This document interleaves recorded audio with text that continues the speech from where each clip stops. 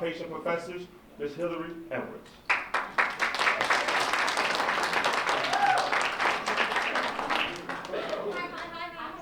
Happy Friday, everyone. So for those who don't know me, my name is Hillary Edwards. I'm the Associate Director of Programs and Evaluation for this amazing program called the Patients Program.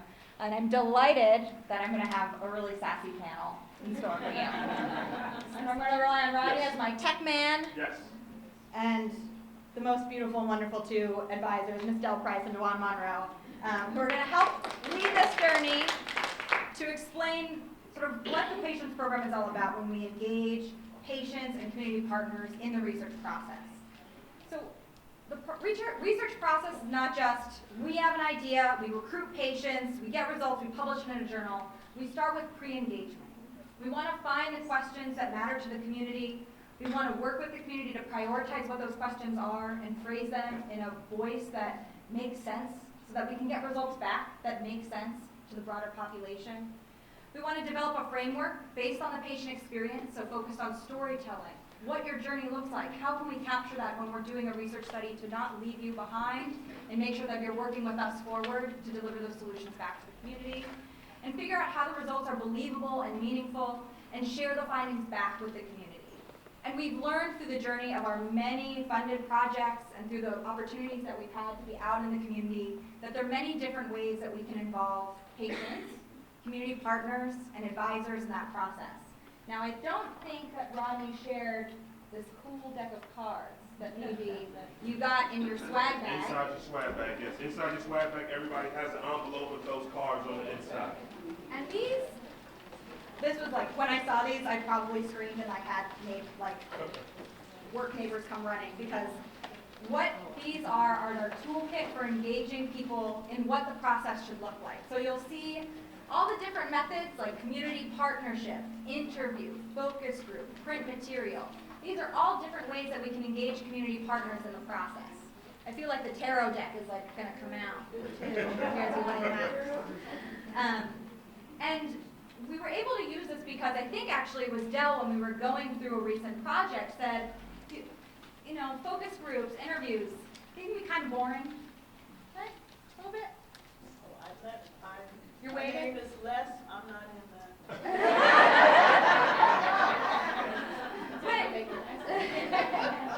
that. So how can we engage people in a conversation about what methods they want to engage with researchers in the process? Some of us are visual learners. Some of us are auditory or tactile. So we said, you know what, we got to make a game out of this. So we're going to play this game with you today.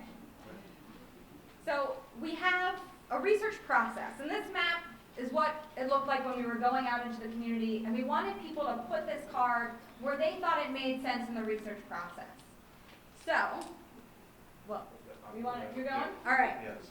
So, what we're going to do is we're going to have 3 scenarios, and we want your voice to tell us what method we, or the researcher, hypothetical researcher, should engage a population to help answer the question that they want to solve. And again, it's about co-developing. So, we thought we'd start with maybe an easy question. So this is a practice question. This doesn't have to do with research methods. And so what would you like to eat for dinner today? So if you grab your cell phone and you text. Yes, everybody grab their cell phone. Right? This is when Remember when we said don't put it away? We said we're going to still use it? All right? So don't grab your cell phone and pull up your text messages. And when you text this number, text the word patients, P-A-T-I-E-N-T-S, Is it all caps? to 22333. Oh, somebody's already working. Yeah. Somebody's already working, rocking and rolling.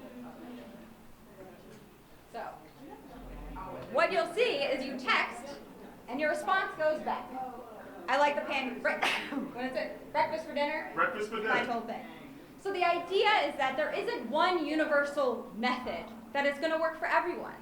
And so by engaging in a conversation about what methods will work, we can continuously engage different populations, new populations, in the type of work that we do.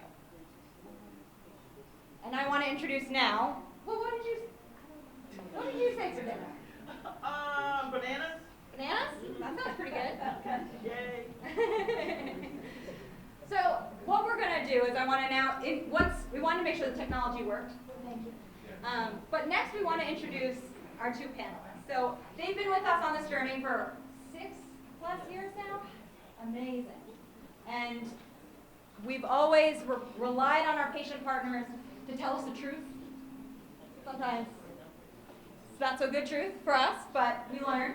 And so I'm going to pass it on to Del, since she's the first one here. And if you can introduce yourself, what role you played for the patients program, and what people can learn by their patient advisors.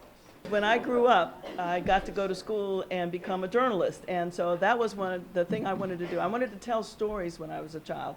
In the 5th grade, I recognized that storytelling was my genre, and I started writing and telling stories and wanting people to know what my opinion was. So guess what I get a chance to do today? I get to tell you about my opinion. The fun part about being from DC is that you're a know-it-all. You're an instant know-it-all, right? The fun part about growing up in South Jersey is that you get to root for the Eagles. Okay. And then the fun part about being the daughter and granddaughter of people from Virginia is that you have a history. Virginians love their history. And guess what I got to do? Because I'm a storyteller, I got started on my grandmother telling me that, well, that might be because Aunt Sarah said so-and-so. And I said, well, tell me more about that. Well, she was a mulatto, and then she blah, blah, blah, and then the next thing you know, I was doing genealogy. So I got to find my whole clan, and guess what? They weren't all slaves. A lot of them were free blacks. So my whole thing is know your story, tell your story. So the Library of the State of Virginia got to give me all kinds of great information, and I share that with my family. And then I started riding up and down the roads in the country, and I was sharing that with, I think, Cynthia and your visiting professor, that my story is, my story is that it's a connection of our people, and if you remember your history, if you can tell your story, then you're going to be able to pass it on. And I think that's what Cynthia is also saying. Know who you are. Hold people accountable. And that's what Dr. Lance was saying. Hold people accountable so that you can take care of you and the next generation. And that's why I'm happy to be a part of this. Been happy to be a part of it for the last 6 years. I love and respect that this is coming out of the School of Pharmacy. Wow. Just wow. Because where's the next revolution going to be in healthcare? It's going to be coming out of the alliances we make, and those of you who are students here, as you go out in the world, you're going to say, well, I learned it a little bit differently at the University of Maryland in Baltimore. So that's my story, and I'm sticking to it. So what I have now, 2 seconds? Thank you, Del. Hi, everybody. My name is Dywan Monroe. I am born and raised in Baltimore West Side. Okay. Okay. I have the wonderful opportunity of being part of the patients program, working with Dr. Daniel Mullins way before patients started. He was actually a mentor to me as I was going up from East Baltimore to West Baltimore to try to get physicians and hospitals all together in one room to talk about why can't we get this right. And so after that, we had several conversations. He's like, I need you to come in, because I'm very verbal. I'm the one in the room that always kind of shakes things up, which is fine. But I'm also a patient and a person living with diabetes and hypertension. But I'm down 40 pounds, thank you. And Ms. Ernestine, I'm in the gym 3 days a week. And I'm a pescatarian. I stopped eating meat. I only eat seafood. And I feel wonderful. Okay. So it works, trust me. So next year, this time, I'm going to be half of what you see here. Okay. But I'm here today just to say thank you for the opportunity to come and just kind of, again, share our stories, but also talk about how important it is for the patient voice. The hat that I wear on a daily basis is I used to be a community health worker. Any CHWs or community health workers in the house? Lavesta, prove you don't remember me? I remember you. I do. Pharmacy. Yes, hi. How are you? Good, good. Awesome. So if you have a community health worker, work with one, don't know one, get to know one. I started as a community health worker at the other institution. No, it's okay because we got to bridge the gap with them too. Because all patients go all places, right? So it doesn't matter. But I started as a CHW in research as a community health worker, so I had the opportunity to be in both worlds. So I understand the importance of research, particularly for people of color, for people who we get medications that have been done for one particular population and people are hoping for the best that it works for us. That's not how it should be. We should be at the table as a part of research, making sure that it's done right and properly. Okay? And so I work with community health workers, I train them, I support them, I advocate them around the country. And I think it's important that, yes, we have community health workers who could be the voice of the patients, but they can't speak for every patient. And so I think from that aspect of being a community health worker supporting that, I think it's important that the patient's voice is at every, but before an innovative thought comes into someone's mind, they need to say, before I even put this to paper, I need to talk to the community that I want this to go to really see if my thinking is right, right? And we need to make sure that you're at the table at every juncture. So thank you so much. Thanks. Keep that mic. So, what we want to do is we're going to start with a scenario, and I'll read it aloud. And obviously, more people are getting the cell phone stuff. So we came up with a scenario. What we want to do is we want to poll the audience about what methods they think they would want to engage with this researcher doing this research. And then I'm going to ask some questions and reactions from Ms. Dywan and Ms. Dell based on the responses. So Dr. Simmons wants to study 2 different over-the-counter pain medications to see which one might negatively impact bone health over time, which is not the main reason people take this medication. She wants to make sure that anyone who enrolls in the study will understand the question that the research is asking. What methods would help Dr. Simmons phrase her research question in the patient voice? We give you 4 options. So we have a focus group. You can text A, survey, B, community partnership, C, or D, storytelling. And you can just imagine Jeopardy in your head for a couple seconds. I can sing it.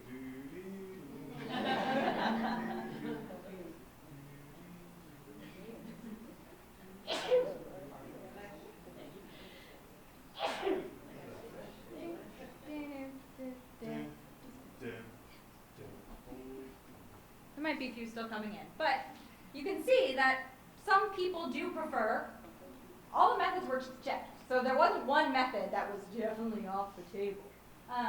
But we did see a lot of people thought a focus group would be appropriate.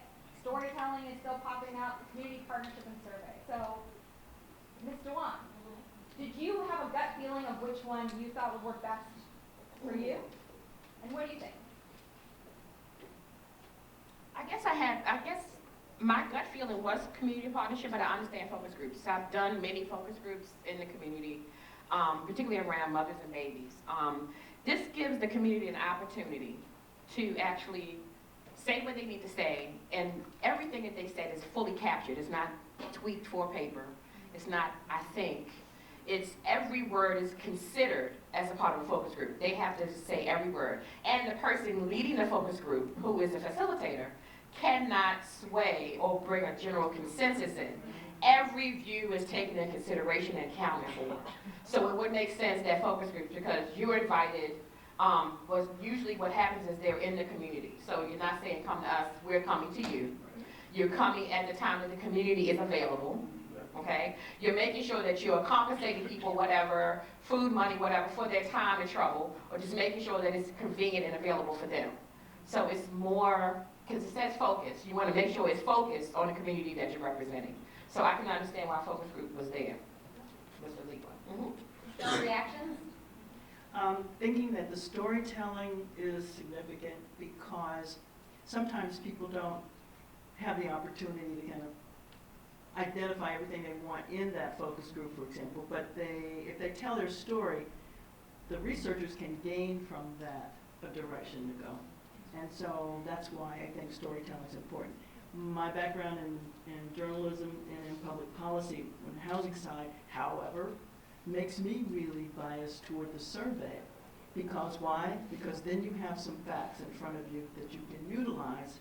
And so my personal bias, I would have had a little bit more juice on the survey. Thanks. Great. All right. And for those who aren't participating by phone, that's why we got the card as well, so you can take your cards out, you can hold it up, we can get an accurate count. Sure. So that question was really about planning the research. This was before someone got funded and they said, I want to engage someone to understand what the patient voice is going to be about when I start my research. This question is someone who's already been funded and how to start collecting data from information. And that can be really tricky. We've talked about how dirty a word research can be. So in this example, Dr. Chen is ready to recruit patients in a clinical trial that studies 2 different physical activity programs for seniors. The goal of the trial is to see which program improves mobility after a stroke in the shortest period of time. What methods could Dr. Chen use to talk to caregivers and seniors who live independently about how to collect data and when that data should be collected?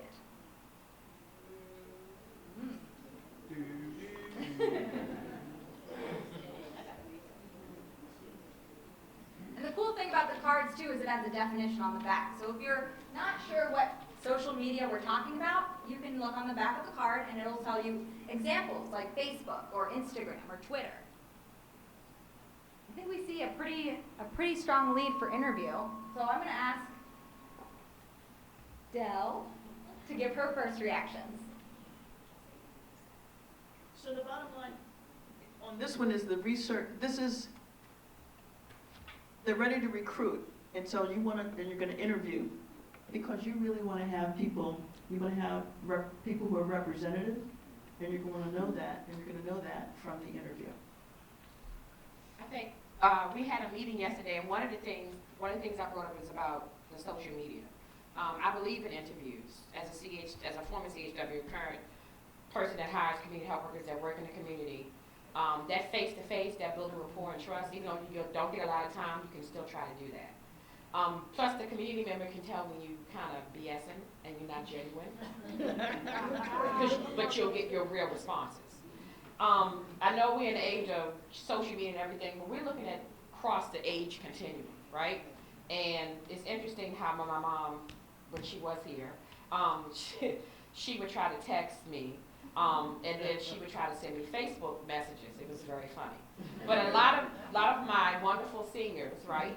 This is not how they want to communicate. They need to see your face. They need to see what you're really speaking to, right?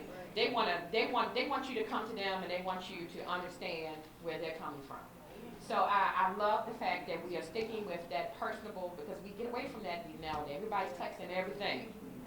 And so when we talk about things that's going to affect somebody's health and their bottom line, because this could be a life or death situation, we need to be in front of people as much as possible. Thanks so much. I'm interested too, so we define research member as a person who is actively involved in making decisions about the direction and implementation of the research process. This could include a steering committee member, a community or patient research team member. And I think sometimes we forget that patients and community partners can be part of that research team. So can you talk a little bit about if you're a community partner and you want to become a research team member, where do you start?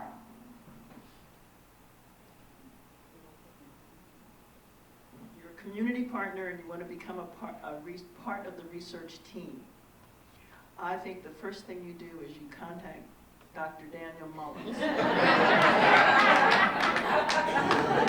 He just figured it out. But no, seriously, you do what he did, which is he asked questions. I remember when I first met him, he was at a community event. He was at a social event, rather. It wasn't even a community event that had absolutely nothing to do with anything that had to do with the school of pharmacy. And he said, oh, by the way,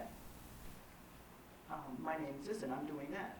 And at that private event, he had a camera set up. He knew what he was up to when he went to the private event. And I was on, and of course he put a microphone in front of me. Well, guess what? I'm going blah, blah, blah, blah, blah. So he started recruiting in the community before there was a team, before there was an activity, before there was a group. And then he kind of sort of honed in on people who would be willing to participate in a broader level. So absolutely, yeah. I would say that, I lost track of your initial question, but I think that what you have to do is be willing to be out in the community. So then the community got enlarged, and then it got to be a legitimate. It isn't just the community because he decided and he went to the local giant and set up a tent there. No, it was a legitimate community within the community itself. People who attended, people who participated, and people who said, I believe, as a matter of fact, some people said they didn't want to have anything to do with it initially, and that he had to go to work to persuade them that he was legit and that the research would be treated seriously and honestly reported. 3 words, have a voice. I don't care what you do in this world. If you don't have a voice, it's not going to make a difference for you or anybody else in your family. And what I mean by have a voice is you don't have to come to events like this. You really don't. If you're a person living with a health condition, have been a caregiver, cares about your community, you can walk into the institutional doors, find out who's doing things that's helping patients, that's patient-centered, and say, I need to be a part of it. Who are you going to connect me to? Because they are looking for you, right? And a lot of times in the community, we're not real receptive because we get tired of being asked a bunch of stuff, and stuff still looks the same. Am I right? Okay. But we can't support change if we're not having that voice too. And I know it's tough. Life is a whole bunch of stuff that's going on. But it depends on what's in your heart and what's compassionate to you. But you got to have a voice. And we can't have a voice just to complain about it. We have to have a voice. Like I tell my CHWs that I support, I said, you know what, I know you guys are going to have issues out there. Email me your issues. But when I talk to you, I need you to have at least 1 or 2 solutions. Because if you keep coming and you just that's not going to move the needle. They know the issues. You know the issues. Come with some solutions and be willing and ready to have that voice. And the voice does not have to be for the institution, for what you think should happen. Just whatever your voice is and whatever your story is, make sure you're there to have that voice. I want to add one other thing, and that is that the research team and the professional researchers have a way of communicating and talking sometimes that is so technical that it's difficult for others to understand and or penetrate. So always try to kind of keep that in mind, and when you start using your acronyms, put your paren behind it, explain what you're talking about, and step back a little bit. And every now and then I would do this in a meeting, and I'm not trying to get brownie points with it, but it's really true. I would go like this, and to Dr. Mullins, and I'd say, what you just said just went way over my head, and I'm a pretty learned person, right? And he would look at me, and he'd get it just like that, and he would translate what he had just said into everyday English, just like that. And I said, and I would go like that, because I'm talking about me. I'm not talking about anybody else. I'm talking about me. I didn't get it. And so would you break it down for me a little bit further? And he could. And I would encourage all of you, and certainly the students, that think about how you do that. Break it down a little bit further in your groups.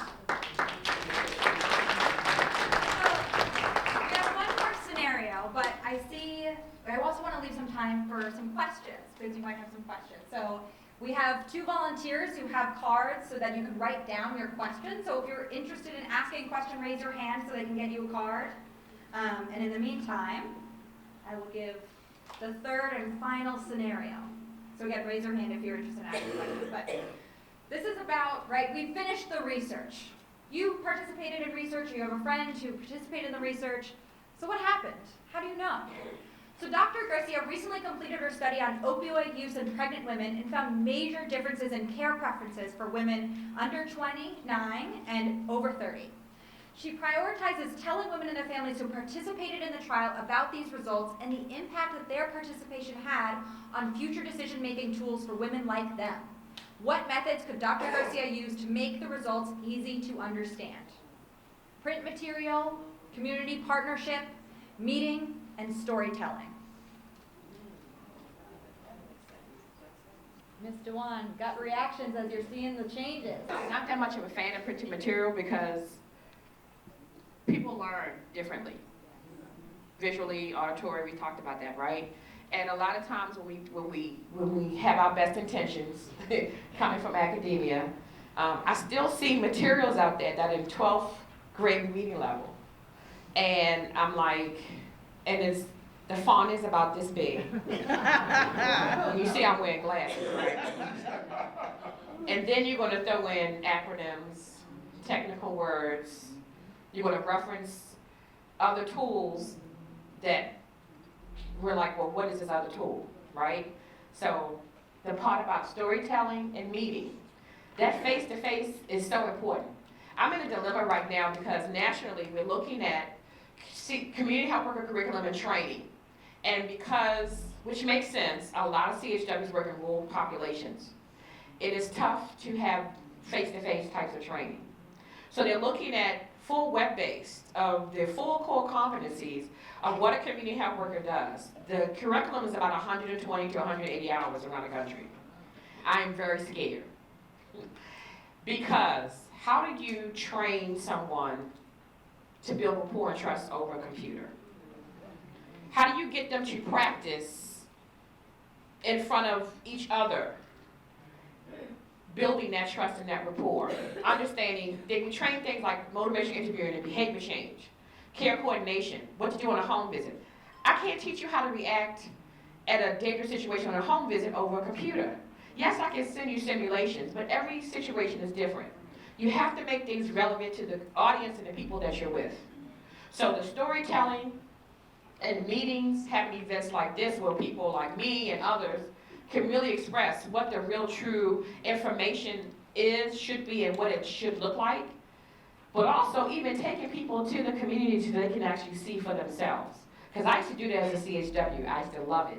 Because I took my PI and my co-PI on a home visit. And I had a gentleman who was on 2 giant oxygen tanks, smoked cigarettes, had heart failure, had 2 heart attacks. He had no air conditioning in his house and it was 98 degrees.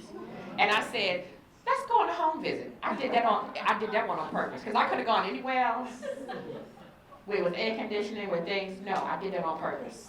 Because I needed you to see as a researcher. When you told me I couldn't come to staff meetings to provide my input on how to make this project work, but I needed you to see as a researcher what's really going on out of here, right? So coming into the community, so when you're meeting people, we can't be always, this is a great biopark, I love it. But you know what, there's a lot of community spaces and churches and places that during the daytime, during the week are empty. What a wonderful opportunity to be where you need to be, to meet the people that you're supposed to help. That's just me. Spending a lot of time these days back in some of those Virginia mountains that I was telling you about earlier, and one of the things that I'm finding is that healthcare delivery is very difficult. So I'm coming from a place where the only thing I could complain about was the parking access in University of Maryland when I was going to see my physician. But now I'm talking, well, I don't have that problem because I have a vehicle, but a lot of the young and old in this community are facing difficulty obtaining healthcare, getting to the healthcare. They have no transportation. Trust me, they need to get there because what are they doing? They're faking their meds, they're distributing their meds every other day, or they'll go to, I'm behind people at the drugstore, and the pharmacist thoughtfully is saying, this is what it's gonna cost you. What do you want to do? Do you want all of your meds, or do you want, which of your meds do you want to get? And I'm standing behind, trying not to be a part of this conversation, and at the same time thinking, I'm feeling for them because they have to make a decision like that. And wondering whether or not they're gonna be able to get there to get the second round of their meds. And so the conversation for me in this case would be the community partnership would really be important because maybe there's a way to distribute the medications. Maybe there's a central location that they can go, something. But if you don't have that one-on-one or opportunity to discuss what their reality is with their care providers, then those folks are out of the loop. The rural healthcare delivery system is quite a bit different from what I'm used to here. And I'm not saying that it's worse. I'm just saying for some people, their poverty level is such that they are really out of the loop. Thank you both. So yeah, you mentioned, Ms. Dell, the community partnership, focusing on partnering with community members, organizations, and researchers to ensure research is fair and representative, which can be hard when often we've heard from patients, whether in our steering committee meeting yesterday or at this morning's conference, that people feel they are the token person in the room and at that table. So how can investigators or researchers engage communities in that fair and representative process when they don't necessarily know where to start, or they don't have a community leader who they've built that partnership with? Well, I think that this community, who is the community partner that you're thinking about? Okay, I think that if you call yourself a community-based organization, you ought to know who your community is. Okay? You really have to know who your community is. I know everybody in my community. Yes. And so if you don't know what your community is, then you're at a loss right there. So I would say you need to take your fold-up table and hit the local farmer's market on Saturday morning, or walk your neighborhood, because then you'll know what your community does represent. Once you know the community, then you can call the meeting. Then you know they got pop-up hot dog trucks, right? Right? Girlfriend would have a pop-up healthcare van, because to me it makes sense. If you don't know your community, you go where the community is, and that's the first part of it. And the second part of it is you were saying you have to know how to talk to people. You can't just go up there, here, I've got some ideas. No, you have to go in and you have to kind of sort of put your chair there. Look, I'm here today because I'm curious. I want to meet with you to find out this or that. I was at a housing agency on the West Coast. Thought I was all that in a bag of chips, writing a grant to get money to bring in programs for the youth in the community. And I knew I could get this money because they told me about it, and I knew how to write the grant. But when I went to get a signature, the gentleman of the local community neighborhood organization said, "And who do you think you are? You haven't come in and met with us. You didn't do this, and you didn't do that." And I sat back and I looked at him and I said, "You're absolutely right." And I hadn't done it. I hadn't done my homework. So what I thought would work, I was right about what would work with this grant, but I didn't have it validated. I hadn't proven that point. And this community sat me down and gave me a talking to. I've never made that mistake again. And thankfully he had a place. He had position. So I knew at some point I had to kind of go there to get them to endorse what I was after. And when I went for that endorsement, he gave me a little bit more than what I had bargained for, but it was a wonderful lesson, and he was my mentor in a different kind of way. So I'm gonna say it again, community health workers, let me tell you, I lived in South Jersey for a few years running the Community Health Worker Institute, and we did a project with the third-year medical students on their rotation. And a part of that project was to be paired with a community health worker, to actually go into Camden, New Jersey, which is like twin to Baltimore. So the same ills and things that you see here, Camden is exactly, okay? But then we had a group of other health professional students where we were doing a little trial and error, where we gave them $5. We put them on a school bus and we dropped them off at Camden University. And they had to get their way back home, but before they got home, they had a few things they had to do. They had to find a good grocery store. They had to find a good physician's office that was open. They had to find transportation to get around. They had to do the things that patients have to do on a regular basis. Needless to say, the students who had CHWs were very grateful because they had no clue. They were scared. They wouldn't know what to do. The other students, we lost 2 in the shuffle. They were just like, forget it. They called their parents to come pick them up. When we had the rest come back, 3 were in tears. Another health professional student said, you know what, I was going to a specialty. That community needs me. I need to do primary care. Because they realized going there that a lot of the private community doctor offices, they were closing their doors.